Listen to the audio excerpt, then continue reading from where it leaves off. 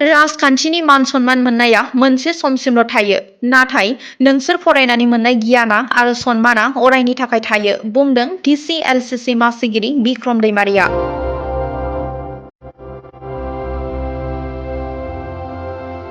जों जेथिंबो आवगायलांनांगोन, राजखान्थिनि लामायावबो, फरायनायनि लामायावबो आरो जेथिंबो।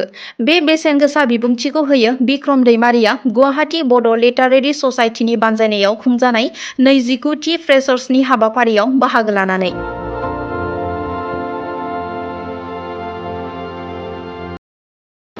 बे समाव आं जोबोद गोजोननाय मोनदों दिनै बे प्राइभेट कलेजावहाय जा एसे मेहेरगोनां प्रग्राम खालामबाय, बेयावहाय इनभिटेसन मोननानै आं गोजोननाय मोनदों।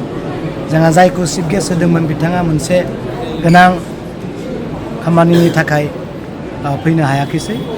फैबाय थानाय समाव निस्सय लोगो मोनगोन आरो आं खावलायदों बेयाव थानाय स्टुडेन्टफोरा, फरायसा फरायसुलि फंबाय बिनानाव बिथांमोना जोंनि बर' हारिनिनो गोबां मोजां मोजां उन्दै उन्दै गथ'फोर दङ, सेंग्रा सिख्लाफोर दङ, खावलायदों मोजाङै थानांगौ आरो जोंनि बर' हारिखौ लानानै गावबा गाव मोजाङै थानानै फरायलांनायखौ आं खावलायदों आरो आंखौ जा सन्मान होदों बेखौ आंनो गोजोननाय मोनदों आरो गोबां कलेजा बिब्दिनो मोजां सन्मान होनाय नोजोरजों आंखौ इनभाइट खालामनायनि थाखाय आं साबायखर बावदों आरो आं बेखौनो बुंदों जे नैबे जा सन्मान होनाय जा मोनसे आदर्श, बे जोंनि थाखाय फरायनायनि थाखाय जानानै थाथों आरो आं बिनि मोनसे उल्था मोनसे खोथाखौ बुंदों जे जिहेथु जोंनि फाउन्डेसना एसे आलादा, फरायनानै मोननाय माबाया मा होनो मान सन्माना आलादा, नाथाय दिनै आं जाय सन्मानखौ मोनदों बियो फरायनायनि थाखाय नङाबो जानांगौ होननानै आं बुंदों। माने